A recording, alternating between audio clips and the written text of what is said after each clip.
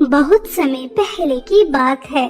सोनापुर नामक गांव में 3 बहनें पूनम, संध्या और वर्षा, तीनों बहनें अपनी माँ कलावती के साथ रहती थी। तीनों बहनें बहुत ही ज्यादा सुंदर थी, लेकिन वह हमेशा दस्ताने पहने रखती थी। वह किसी भी चीज को हाथ नहीं लगा सकती थी।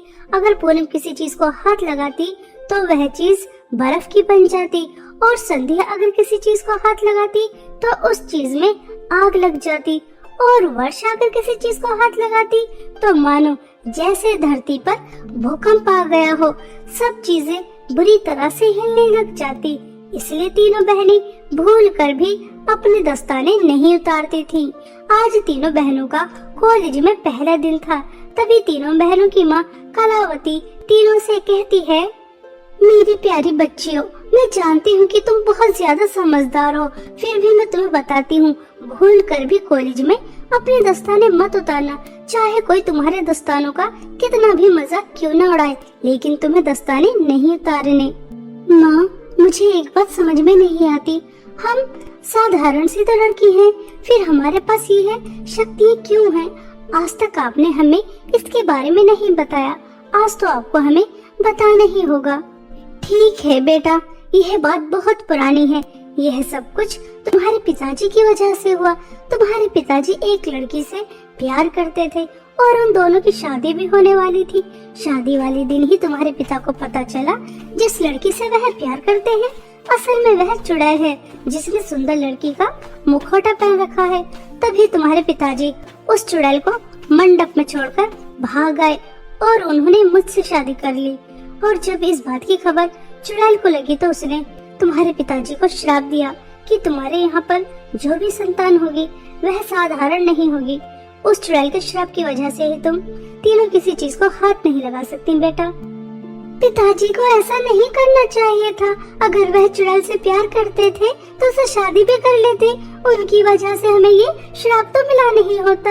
हम तीनों बहनों को कितनी परेशानी होती है हम ही जानते हैं।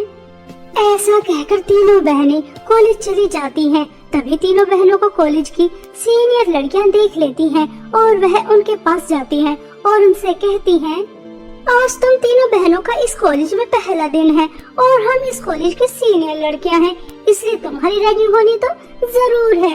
और ये क्या तुमने बकवास से दस्ताने पहन रखे हैं? चलो जल्दी से सबसे पहले इन दस्तानों को उतारो, उसके बाद हम तुमसे बात करते हैं। सॉरी दीदी, हम यह दस्ताने नहीं उतार सकते, आप हमसे ऐसे ही बात कर लीजिए। सॉरी। काजल, आज तक मैंने तुम्हारी इतनी इंसल्ट होते नहीं देखी। ये आज ही इस कॉलेज में आई है और आज ही तुम्हारी बात नहीं मान रही। काजल, तुम्हें इन्हें सबक सिखाना चाहिए, वरना आज इनकी इतनी हिम्मत हो रही है, कल और हिम्मत हो जाएगी और उसके बाद इस कॉलेज में कोई भी तुम्हारी बात नहीं सुनेगा। हाँ हाँ दिव्या, तुम बिल्कुल सही कह रही हो और तुम बेवकूफ लड़की हो। ये जो तुमने बेवकूफी की है ना मेरी बात ना मानकर, इसकी सजा तो तुम्हें जरूर मिलेगी। पूनम, तुम इस पूरे कॉलेज के 20 चक्कर लगाओगी और संध्या तुम इस पूरे कॉलेज की सफाई करोगी। वर्षा, तुम जितने भी वॉशरूम और जितने भी टॉयलेट्स हैं उन्हें तुम साफ करोगी और यह काम 2 घंटे के अंदर अंदर हो जाना चाहिए। अगर 2 घंटे के अंदर अंदर नहीं हुआ तो तुम्हें और बड़ी पनिशमेंट मिलेगी। समझ आ रही है या फिर मैं तुम्हें अपने स्टाइल में समझाऊं? बेचारी तीनों बहनें अपने काम में लग जाती हैं। पूनम पूरे कॉलेज के 20 चक्कर लगाती है, जिसकी वजह से वह थककर नीचे गिर जाती है और संध्या पूरे कॉलेज की सफाई करती है और वर्षा बेचारी सारे टॉयलेट, सारे वॉशरूम साफ करती है। इतना सारा काम करने की वजह से तीनों बहनें बहुत ज्यादा थक जाती हैं और वह अपनी क्लास भी नहीं ले पाती और घर आ जाती हैं। अब रोज ऐसा ही होने लगा था। काजल तीनों बहनों से रोज दस्ताने उतारने के लिए कहती और तीनों बहनें मना कर देती और उसके बाद काजल उन तीनों बहनों को कड़ी से कड़ी सजा देती। एक दिन काजल दिव्या से कहती है, दिव्या, कहीं ना कहीं कुछ ना कुछ तो गड़बड़ है जो हमें दिखाई नहीं दे रही। हम इन तीनों बहनों को बड़ी से बड़ी, कठिन से कठिन सजा देते हैं, लेकिन ये तीनों बहनें अपने दस्ताने उतारती ही नहीं है, सजा के लिए तैयार हो जाती हैं।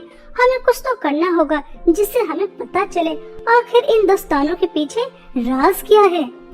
ऐसा कहकर दोनों एक प्लान बना लेती हैं और दिव्या 3 गिलास के अंदर नशीली दवाई डालकर तीनों बहनों के पास लेकर जाती है और उनसे कहती है, आज तुम्हें बहुत कठिन सजा मिली है।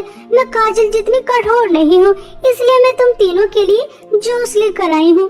तुम तीनों बहन आराम से पी लो, ठीक है? उसके बाद काम कर लेना। बेचारी तीनों बहनों को कहाँ पता था कि उनके साथ क्या होने वाला है। जैसे ही तीनों बहनें वह जूस पीती हैं, तो तुरंत तीनों बेहोश हो जाती हैं और उन तीनों के बेहोश होते ही काजल और दिव्या उनके दस्ताने उतार देती हैं। और कुछ समय बाद जब उन्हें होश आता है तो वह देखती हैं कि उनके हाथ में तो दस्ताने ही नहीं है। तभी तीनों बहनें घबरा जाती हैं और संध्या रोते हुए दोनों बहनों से कहती है, दीदी, हमें अपने दस्ताने उतारने ना पड़े, हमारा राज किसी के सामने ना आए, इसलिए कोरी जमा कर रोज हम काजल और दिव्या का इतना अत्याचार सहते हैं, इतना सारा काम करते हैं। हमारी पढ़ाई भी ठीक तरह से नहीं हो रही और उसके बाद भी हमारे पास हमारे दस्ताने नहीं है। लगता है ये राज अब सबके सामने आ जाएगा कि हम साधारण नहीं है, हमारे पास जादुई शक्तियाँ हैं। और उसके बाद दीदी क्या होगा? हमें इस कॉलेज से निकाल दिया जाएगा, जैसा हमेशा से होता आ रहा है। संध्या, तुम रोना बंद करो। अब हम तीनों बहनों को यहाँ से बहुत सावधानी से घर जाना होगा। ध्यान रहे गलती से भी हमें कोई ना देख ले। ऐसा कहकर तीनों बहनें जाने लगती हैं, लेकिन इन तीनों बहनों की बातें काजल और दिव्या सुन लेती हैं और जैसे ही छुपकर तीनों बहनें घर जा रही थीं, तभी काजल और दिव्या पीछे से तीनों बहनों को धक्का दे देती हैं और वह नीचे गिर जाती हैं। और वही होता है जो होना नहीं था। पूनम की वजह से जमीन बर्फ की बन जाती है और संध्या की वजह से कॉलेज में आग लग जाती है और वर्षा की वजह से धरती हिलने लग जाती है। और इस तरह पूरे कॉलेज को पता चल जाता है कि ये तीनों बहनें कोई साधारण बहनें नहीं हैं। अरे अरे, ये तो हमारे कॉलेज में 3 चुड़ैल बहनें हैं। इन्हें जल्द से जल्द यहाँ से निकालो, वरना ये हमें मारकर खा जाएंगी। इस तरह पूरे कॉलेज में हड़कंप मच जाता है और प्रिंसिपल तीनों बहनों को अपने कॉलेज से निकाल देती हैं। तीनों बहनें रोते हुए घर वापस आ जाती हैं और अपनी माँ को सब बताती हैं। तभी कलावती कहती है, बेटा, यह तो तुम्हारे साथ बहुत बुरा हुआ। अब तक हमने 5 गांव छोड़ दिए हैं। जहाँ भी तुम लोगों के बारे में पता चलता है वह हमें धक्के मारकर निकाल देते हैं। कॉलेज से तो तुम्हें निकाल दिया गया है, अब ये गांव वाले भी हमें निकाल देंगे। अब तो कुछ करना ही होगा। ऐसा कब तक चलता रहेगा? मुझे पता चला है काली पहाड़ी के पास एक जादूगरनी रहती है, हमें उसके पास जाना चाहिए। हो सकता है कि वह कोई समाधान ही बता दे।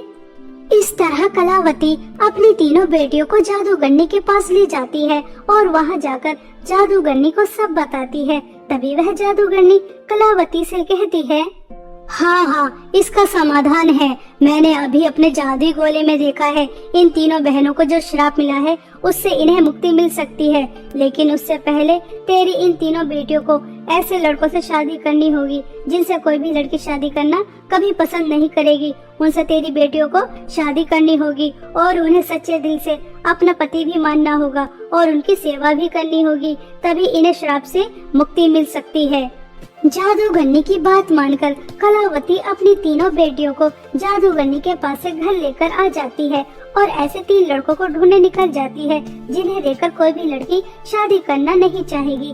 कलावती ऐसे ही लड़कों की तलाश कर रही थी। तभी कलावती देखती है एक बूढ़ी औरत एक पेड़ के नीचे बैठी रो रही थी। तभी कलावती उसके पास जाती है और उस बूढ़ी औरत से पूछती है कि वह क्यों रो रही है। तभी वह बूढ़ी औरत कलावती से कहती है, मेरी उम्र हो चुकी है, मेरा कुछ पता नहीं मैं कब इस दुनिया को छोड़कर चली जाऊं। मरने से पहले अपने तीनों बेटों की शादी देखना चाहती हूँ, लेकिन मेरे बेटों की शादी होती नहीं है क्योंकि एक अंधा है, एक गूंगा है और एक लंगड़ा है। अब तुम ही बताओ, ऐसे लड़कों से वो लड़की शादी कर सकती है? मैं अपने तीनों बेटियों की शादी आपके तीनों बेटों से कराना चाहती हूँ, अगर आपको कोई आपत्ति ना हो तो। कलावती की यह बात सुनकर वह बूढ़ी औरत बहुत ज्यादा खुश हो जाती है और वह अपने बेटों की शादी तुरंत कलावती की बेटियों से कराने के लिए तैयार हो जाती है। और कुछ ही दिनों में बहुत धूमधाम से पूनम, संध्या और वर्षा की शादी उस बूढ़ी औरत के तीनों बेटों से हो जाती है। तीनों बहनें अपने अपने पति की बहुत सेवा करती हैं, उन्हें सच्चे दिल से अपना पति मानती हैं, उनका बहुत ख्याल रखती हैं। लेकिन एक दिन तीनों बहनें बातें कर रही थीं। काश हमारे पति भी ठीक हो जाएं, मेरा पति बोलने लग जाए, तुम्हारा पति चलने लग जाए और वर्षा तुम्हारा पति देखने लग जाए तो कितना अच्छा होगा। हमने सच्चे दिल से अपने अपने पति को अपना मान लिया है और अगर ये ठीक हो जाए तो कितना अच्छा रहेगा। पूनम बस इतना कहती ही है, तभी वह देखती है कि तीनों के पति बिल्कुल ठीक हो जाते हैं, उनके अंदर किसी भी प्रकार की कोई कमी नहीं रहती। यह देखकर तीनों बहनें बहुत ज्यादा खुश हो जाती हैं। तभी तीनों बहनें समझ जाती हैं कि उन्हें श्राप से मुक्ति मिल चुकी है और उनका वह श्राप वरदान में बदल गया है। तीनों बहनें यह बात खुशी खुशी अपनी सास को बताती हैं। तभी वह खुश होकर अपनी तीनों बहुओं से कहती है, अरे वाह, मेरी तो एक नहीं, दो नहीं, तीन तीन बहुएं जादुई हैं, जिनकी जादुई शक्ति से मेरे बेटे बिल्कुल ठीक हो गए और अब तो धन दौलत की भी कोई कमी नहीं रहेगी। मेरे घर में साक्षात लक्ष्मी आई है, मैं तो धन्य ही हो गई ऐसी जादुई तीन बहुएं पाकर। इस तरह तीनों बहनें जादुई बहुएं बनकर अपने ससुराल में एक हंसी खुशी जीवन बिताती हैं। अब उन्हें दस्ताने भी पहनने नहीं पड़ते। बहुत समय पहले की बात है, दूर किसी मोतीपुर नामक गांव में सभी लोग हंसी खुशी से रहते थे। पूजा की मां की मृत्यु होने के बाद पूजा अकेली ही रहने लगी, जिस वजह से दीपक ने अपनी बेटी के लिए उसने शीला नाम की लड़की से शादी करी, जिसकी एक प्रिया नाम की बेटी थी। शीला ने प्रिया और पूजा दोनों को ही एक समान प्यार दिया, लेकिन जैसे जैसे दोनों बड़े होते गए, शीला का ध्यान सिर्फ प्रिया पर ही जाते गया। ये बात पूजा को बिल्कुल भी पसंद नहीं थी कि अब उसकी माँ उसको पहले जैसा प्यार नहीं करती और समय के साथ साथ शीला ने अपने रंग दिखाने शुरू कर दिए। हर सौतेली माँ की तरह शीला ने भी पूजा के साथ सौतेला व्यवहार करना शुरू कर दिया और साथ साथ प्रिया भी पूजा को पसंद नहीं करती थी। शीला सिर्फ अपनी बेटी प्रिया से ही प्यार करती और बेचारी पूजा को समय पर खाना भी नहीं देती और हमेशा ही उसे काम न करने पर ताने मारती रहती। पूजा बहुत ही अच्छे और ईमानदार स्वभाव की लड़की थी, लेकिन प्रिया अपनी माँ की तरह ही बहुत घमंडी और लालची थी और हर सौतेली माँ तो सौतेली ही होती है। भले ही शीला और प्रिया पूजा के साथ सौतेला व्यवहार करती, लेकिन पूजा ने हमेशा से ही उन दोनों को अपना माना।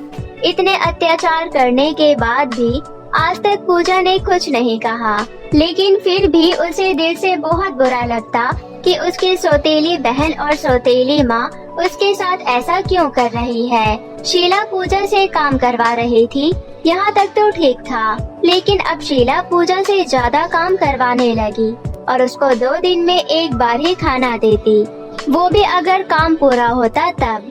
और प्रिया का क्या था, वो अपनी जिंदगी में बहुत मजे कर रही थी और बहुत ही खुशी से रह रही थी।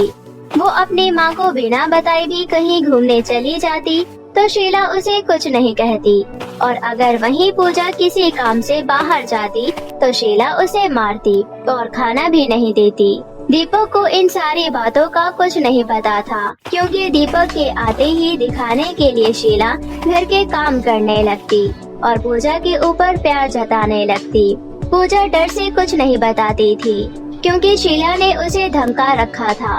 अब वो यही सोचती थी कि इससे अच्छे तो वो अकेली ही रहती, क्योंकि उसकी सौतेली माँ के आने से उसके ऊपर बस अत्याचार ही हो रहा था।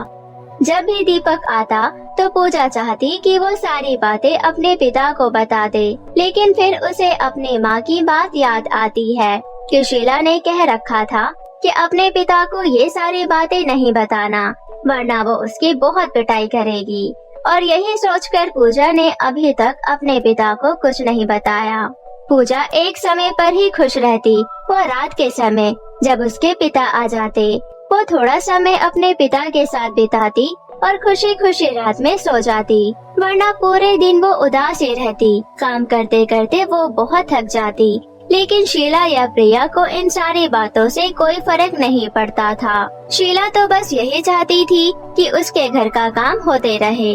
शीला को पूजा से कोई भी मतलब नहीं था, वो काम के लिए ही पूजा से बात करती, वरना प्रिया और शीला पूजा से बहुत नफरत करती। वैसे ही दोनों के दोनों बेचारी पूजा को हर वक्त ताने मारती रहती कि उसकी माँ उसे छोड़कर चली गई और हमारे पल्ले छोड़ गई। किसी तरह पूजा अपनी उदास जिंदगी जी रही थी।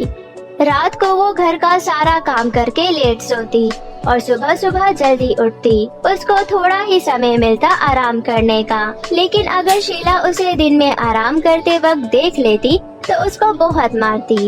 एक दिन पूजा आराम से बैठकर खाना खा रही होती है, तभी शीला आती है और कहती है, अच्छा जी, तो ये महारानी आराम से बैठकर खाना खा रही है। शायद इसको मेरी आवाज सुनाई नहीं दे रही। क्यों रे करम चली, इतने देर से आवाज लगा रही हूँ, सुनाई नहीं देता? माँ, मैं बस खाना खा रही थी, मुझे थोड़ी ज्यादा भूख लगी थी, इसलिए मैंने सोचा कि पहले खाना खा लेती हूँ, फिर घर के काम कर लूंगी। हाँ, अब तो तुझ घर की नौकरानी है, ज्यादा महारानी बनने की कोशिश मत कर, जा कामों में लग जा। हाँ माँ, थोड़ा सा ही खाना बचा है, खा लेती हूँ, फिर कर दूंगी। अच्छा, तो अब तेरी तो जबान निकल आई है। कुछ दिनों से तू मेरे को जवाब देने लगी है। तेरी इतनी हैसियत नहीं कि तू मुझे अब उल्टा जवाब दे। एक तो तुझे इस घर में रहना और खाना दे रही हूँ, लेकिन फिर भी इन्हें आराम चाहिए। दिन भर बस आराम ही करती रहती है। माँ, ये बात मेरी समझ से बाहर है कि आप मुझसे इतना काम क्यों करवाती हैं? क्यों करवाती हूँ? क्योंकि तू मेरी सौतेली बेटी है। पहले भी तो आप मुझे प्यार करती थी ना, लेकिन आप अब सिर्फ प्रिया को ही प्यार करती हैं। आप जितना काम मुझसे करवाती है, उतना काम अगर आप प्रिया को कहेंगे तो प्रिया तो उसका आधा काम भी नहीं करेगी। मैं अपनी बेटी को काम करने के लिए क्यों कहूँगी? वो मेरी बेटी है और मैं चाहती हूँ कि वो एकदम ऐशो आराम से रहे। उसे बड़ा करके मुझे नौकर नहीं बनाना है। हाँ तो माँ, मुझे भी बड़ा होकर नौकर नहीं बनना है। अब मैं परेशान हो चुकी हूँ आपके तानों से, और मैंने सोच लिया है कि आज मैं पिताजी को बता दूंगी कि आप मुझ पर कितने अत्याचार करती हो। अच्छा ठीक है, बताती हो। शायद तुझे पता नहीं कि उसके बाद तेरा क्या होगा। जो भी होगा देखा जाएगा, पर आज मैं पिताजी को बता दूंगी। सुशीला को बहुत गुस्सा आता है और वो पूजा का हाथ पकड़ती है और बाथरूम में जाकर उसे बंद कर देती है। माँ, माँ, खोलो दरवाजा, मुझे माफ कर दो, मैं पिताजी से नहीं कहूँगी, मुझे माफ कर दो। इतनी जल्दी तो ये दरवाजा नहीं खुलने वाला। जब तक तेरे पिता नहीं आ जाते तब तक ये दरवाजा नहीं खुलेगा। बड़ी जबान चलने लगी है तेरी। माफ कर दो माँ, आज के बाद मैं कभी ऐसा नहीं कहूँगी और आपके बोलने से पहले घर के सारे काम कर दूंगी। अब तो जितनी मर्जी माफी मांग ले, अब ये दरवाजा तो रात को ही खुलेगा।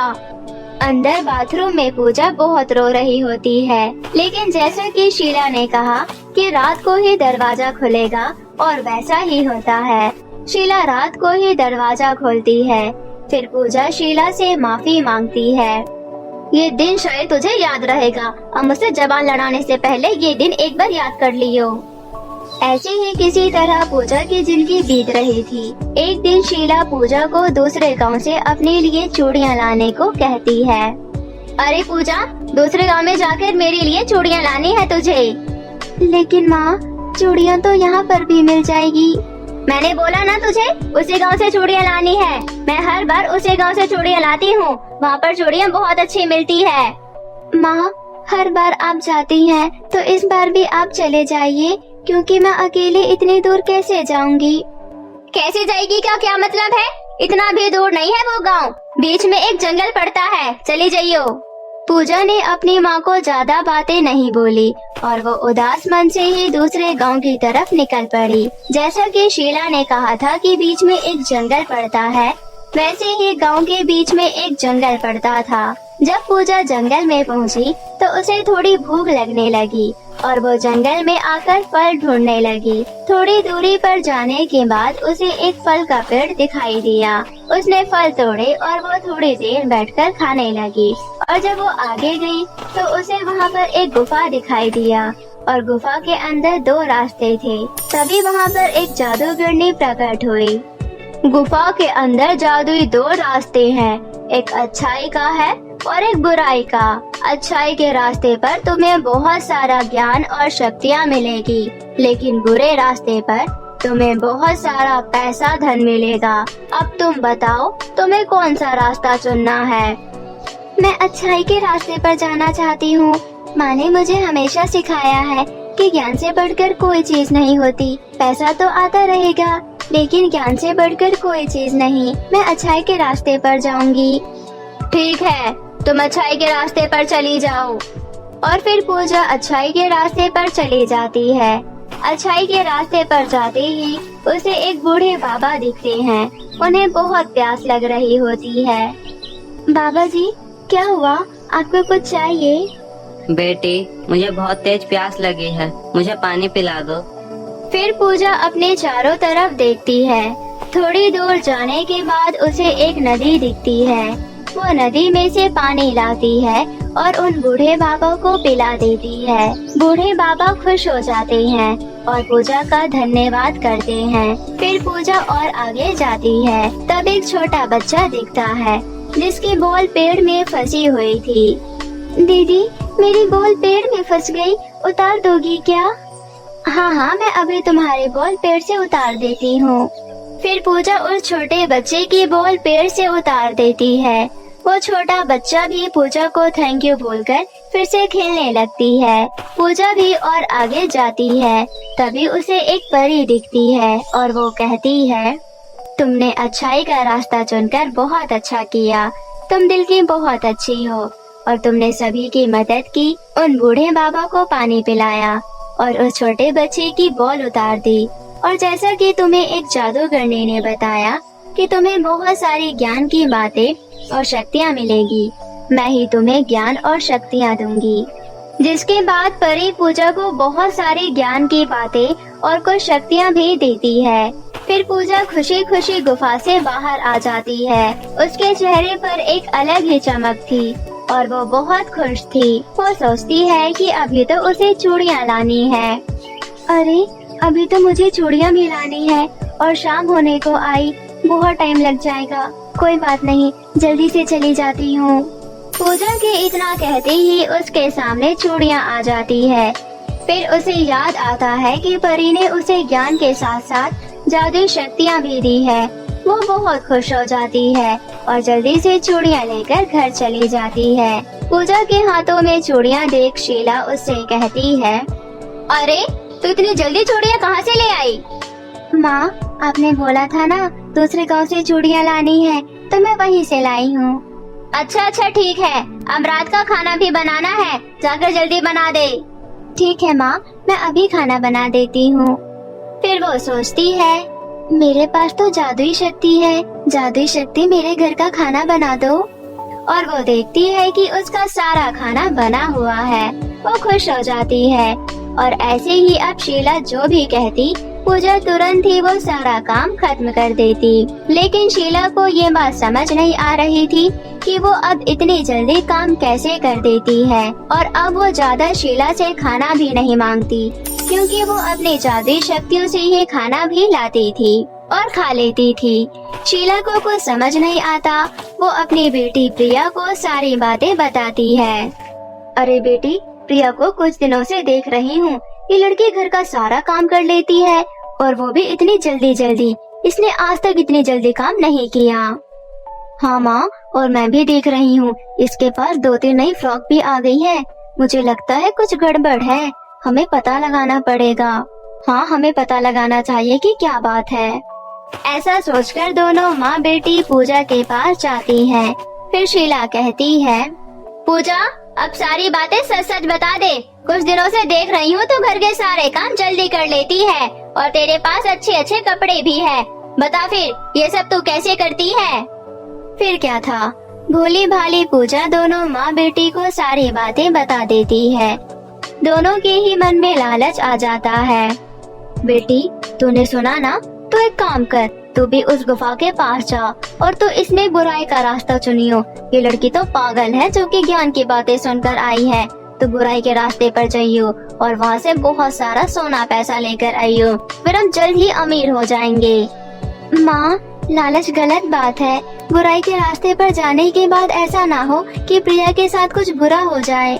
तुझसे किसी ने तेरी राय नहीं मांगी है। मेरी बेटी बुराई के रास्ते पर ही जाएगी और देखियो वो वहाँ से बहुत सारा सोना पैसा लेकर आएगी। तेरी तरह नहीं है वो, बेवकूफ कहीं की। फिर पूजा के बताए हुए रास्ते पर प्रिया चली जाती है और जिस तरह पूजा को जादूगरनी मिली थी उसी तरह प्रिया को भी जादूगरनी मिलती है और जादूगरनी ने उसे अच्छाई के रास्ते पर क्या होगा और बुराई के रास्ते पर क्या होगा वो सारी बातें बताती है और प्रिया अपनी माँ के कहने पर बुराई के रास्ते पर चली जाती है।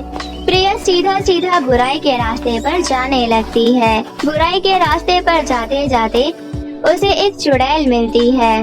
मुझे पता है तुम बहुत सारा पैसा और सोना लेने के लिए आई हो, लेकिन उससे पहले तुम्हें इस कॉन्ट्रैक्ट पर अपने साइन करने होंगे।